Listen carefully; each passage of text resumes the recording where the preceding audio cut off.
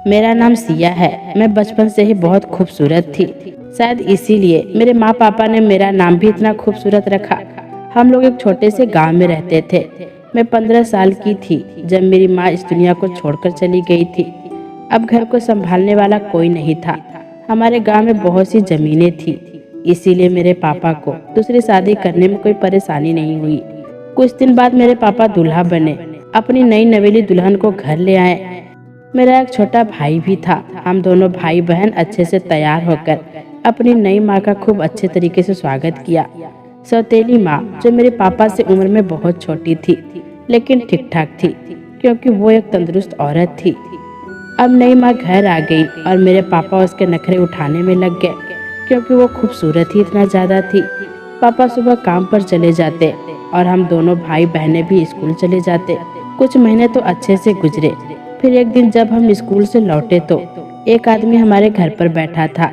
माँ ने बताया कि मेरा रिश्तेदार है, दूसरे गांव से आया हुआ है। शाम को पापा भी घर आ गए। सौतेली माँ का रिश्तेदार किसी काम से हमारे घर आया हुआ था। मेरे पापा ने भी उसको अपने ससुराल से जानकर उसकी खूब आवभगत की। कुछ दिन वो हमारे घर रहा और फिर चला गया। उसका नाम रामपाल था। उम्र में वो माँ से 2-3 साल छोटा ही होगा। वक्त गुजरता गया। अब वो कभी भी हमारे घर आ जाता। एक दिन हम दोनों भाई बहनें स्कूल से घर लौटे तो कमरे का दरवाजा बंद था और माँ भी नहीं दिख रही थी। घर में बिल्कुल खामोशी छाई थी। कुछ आवाज भी नहीं आ रही थी। मैंने दरवाजे की हल्की सी दरार से अंदर देखा तो माँ का रिश्तेदार, जिसका नाम रामपाल था, माँ की गोद में सर रखकर लेटा हुआ था। माँ प्यार से उसके बालों में हाथ फेर रही थी। यह देखकर मुझे बहुत गुस्सा आया, क्योंकि वो मेरे पापा को धोखा दे रही थी। मेरा भाई मुझसे 1 साल छोटा था। जब यह बात मैंने अपने भाई को बताई तो वो कहने लगा, देख सिया, ऐसे मामले से भरे भूरे परिवार खत्म हो जाते हैं। ऐसा ना हो पापा किसी मुसीबत में फंस जाए। बेहतर है कि तुम खामोश रहो। मैंने भी इसमें ही भलाई समझी और किसी से भी इस बात का जिक्र नहीं किया। वक्त गुजरता रहा और हम खुली आंखों से सारा खेल देख रहे थे। मुझे मालूम था हमारी ही खामोशी एक दिन तूफान बन जाएगी। खैर, वक्त गुजरता रहा। फिर एक दिन सुबह के वक्त सौतेली माँ बहुत जोर जोर से रो रही थी। मेरी आँख खुली तो मैंने कमरे में जाकर देखा। माँ जोर जोर से कह रही थी, हाय मैं क्या करूँ, मुझे भरी जवानी में छोड़कर चला गया। मुझे बहुत बड़ा झटका लगा, क्योंकि पापा हमें छोड़कर चले गए थे। जब मैंने करीब से देखा तो पापा की आंखें पथराई हुई थी और मुंह से झाग निकल रहे थे। मैं समझ गई थी कि सब कुछ इस मनहूस औरत ने किया है। उसने जल्द से जल्द अपने रिश्तेदार बुलवाए। उसमें रामपाल भी शामिल था। फिर पापा के अंतिम संस्कार किया गया। उसके बाद दिन तो हमारे आराम से गुजरे, लेकिन उसके बाद वो बिल्कुल बदल गई। बात बात में हमको डांटने लगी थी और फिर हमें स्कूल जाने से भी रोक लिया। और अब सारा दिन हमसे घर के काम करवाती, और जब हम घर का काम करके खत्म कर देते तो फिर कहती कि मेरे पैर दबाओ और एक मेरे सिर में मालिश करो। हम लोग ऐसे ही सितम के शिकार होते रहे। मेरे सब्र का बांध टूट गया था। रामपाल ने धीरे धीरे मेरे पापा की सारी जमीनें अपने कब्जे में कर ली थी। अब वो हमारे घर ही रहता था। एक दिन जब सौतेली माँ अपने पाँव दबा रही थी तो रामपाल भी पास ही बैठा था। मेरे भाई से कहने लगा, चलो मेरे भी पैर दबा दो। मैंने उसे कहा कि मेरा भाई आपके पैर नहीं दबाएगा, ऐसी फरमाइश आप ना ही करें तो बेहतर है। इसी बात पर मेरी सौतेली माँ ने तुरंत उठकर मुझे जोर से थप्पड़ मारा। मेरे हाथ में तेल की बोतल थी, जिसकी वजह से वो सारा तेल माँ के ऊपर गिर गया। माँ ने मुझे बालों से पकड़ लिया। खैर, उस वक्त मुझे रामपाल ने बचा लिया था और उसने मुझे कमरे में भेज दिया। उस दिन मैंने फैसला कर लिया कि मैं इस घर में नहीं रहूंगी। पूरी रात हम दोनों भाई बहन ने जागकर गुजारी थी।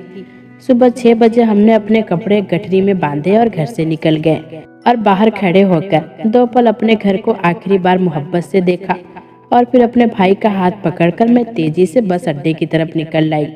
मुझे पता था कि सुबह 7 बजे रोज बस गांव से शहर जाती है। हम दोनों बस अड्डे पर पहुंच गए। 7 बजे वाली बस आई तो हम बस में बैठ गए। मेरे पापा का एक दोस्त शहर में रहते थे, जो पापा से गेहूं वगैरह खरीदा करते थे, लेकिन पापा के जाने के बाद उन्होंने गांव आना भी छोड़ दिया था। मुझे उनका पता मालूम था, क्योंकि एक बार मैं पापा के साथ शहर पहले आ चुकी थी।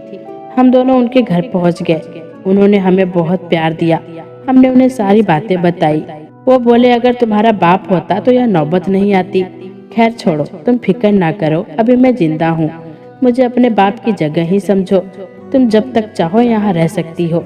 मैंने कहा कि हम लोग आप पर बोझ नहीं बनना चाहते, हम दोनों को किसी काम पर लगवा दीजिए।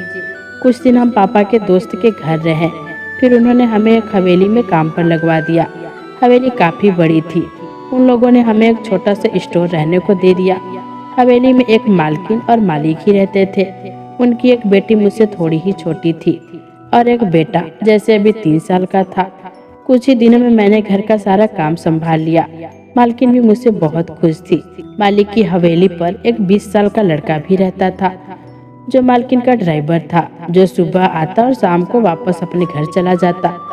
वक्त गुजरता गया। मैंने नोट किया कि जब मालिक चले जाते हैं तो वो ड्राइवर अक्सर मालकिन के कमरे में बैठा रहता था।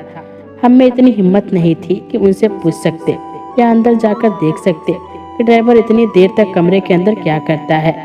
जब मैंने यह बात अपने भाई को बताई तो वो कहने लगा, खामोश रहो, एक ही तो सहारा है, कहीं ये छत भी न चली जाए और फिर हमें कहीं और धक्के न खाने पड़े। मैं एक बार फिर से खामोश हो गई। एक दिन शाम का वक्त था। मालकिन कहने लगी, जाओ मेरे बेटे को पार्क में घुमा लाओ। मैं उसको लेकर पार्क चली गई। न जाने उस दिन क्या बात थी, मालकिन का बेटा चुप ही नहीं हो रहा था। काफी देर में कोशिश करती रही लेकिन वो चुप नहीं हुआ। मैं उसको लेकर वापस आ गई। इधर उधर देखा तो कोई भी नजर नहीं आया। मैंने सोच लिया मालकिन छत पर होंगी। मैंने बच्चे को अपने भाई को पकड़ाया और फिर सोचा कि ऊपर जाकर मालकिन को बताती हूँ कि उनका बेटा चुप नहीं हो रहा है। लेकिन ऊपर गई तो कमरे का दरवाजा बंद था।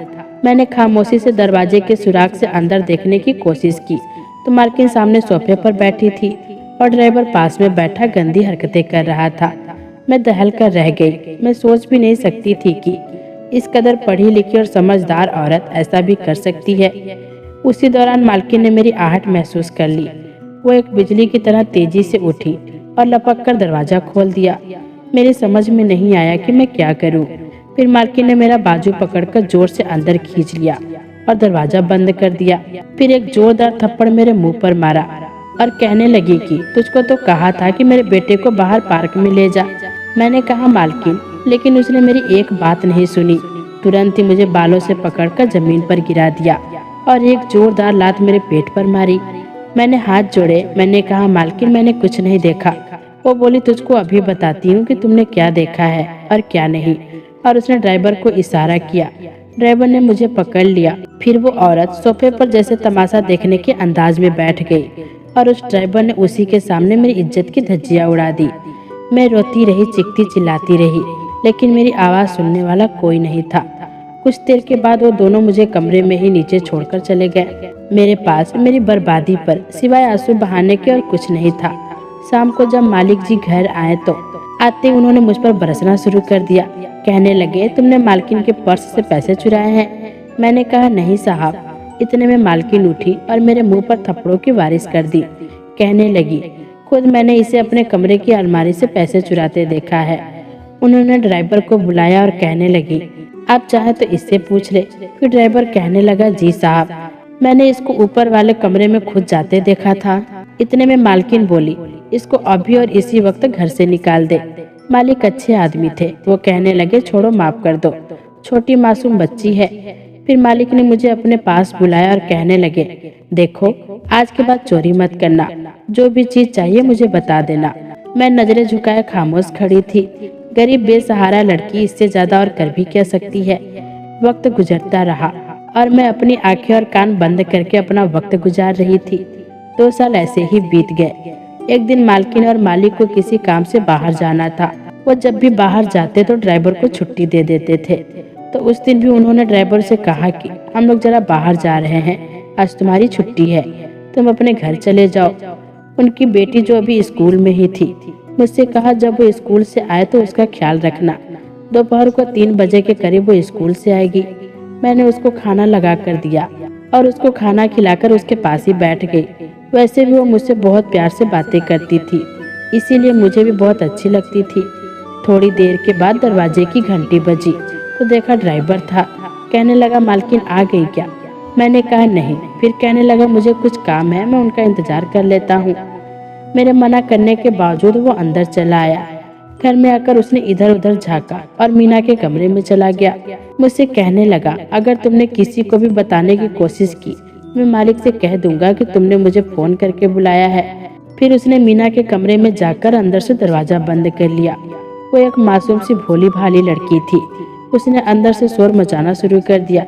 मैं समझ गई थी कि मालकिन ने मेरे बर्बादी का मंजर सामने बैठकर देखा था। आज वही सब कुछ उसी की बेटी के साथ होने वाला है। मैं छुपकर देखना चाहती थी, लेकिन मैं ऐसा नहीं कर सकती थी। शायद मेरा जमीर अभी जिंदा था।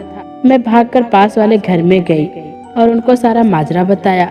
उस घर के मर्द जल्दी से मेरे साथ आ गए। उन्होंने आते ही जोर जोर से दरवाजा पीटना शुरू कर दिया। उस ड्राइवर ने घबराकर दरवाजा खोल दिया। मोहल्ले वालों ने फोन करके जल्दी से घर वालों को आने को कहा। थोड़ी देर बाद मालकिन और मालिक जी भी घर आ गए। पहले तो उन्होंने ड्राइवर को बहुत मारा और फिर उसे पुलिस के हवाले कर दिया। दिल तो बहुत चाह रहा था कि आज मालकिन की भी पर्दाफाश कर दूं, लेकिन पहले की तरह एक बार फिर से खामोश रही, क्योंकि मैं जानती थी कि मालिक बहुत अच्छे आदमी हैं और जब उनकी पत्नी की असलियत का पता चलेगा तो उनका घर बर्बाद हो जाएगा।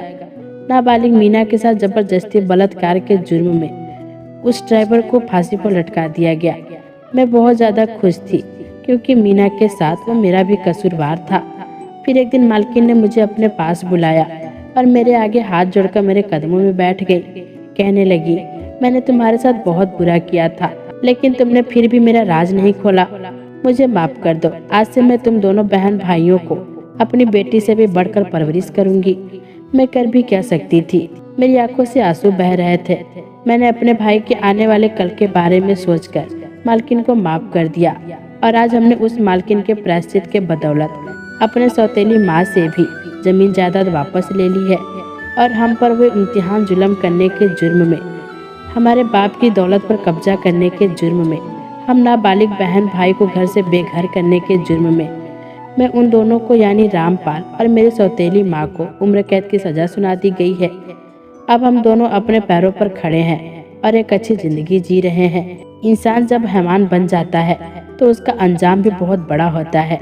तो दोस्तों, कैसी लगी ये कहानी कमेंट बॉक्स में ज़रूर बताइएगा। फिर मिलेंगे दोस्तों अगली वीडियो के साथ। तब तक के लिए अपना ख्याल रखना।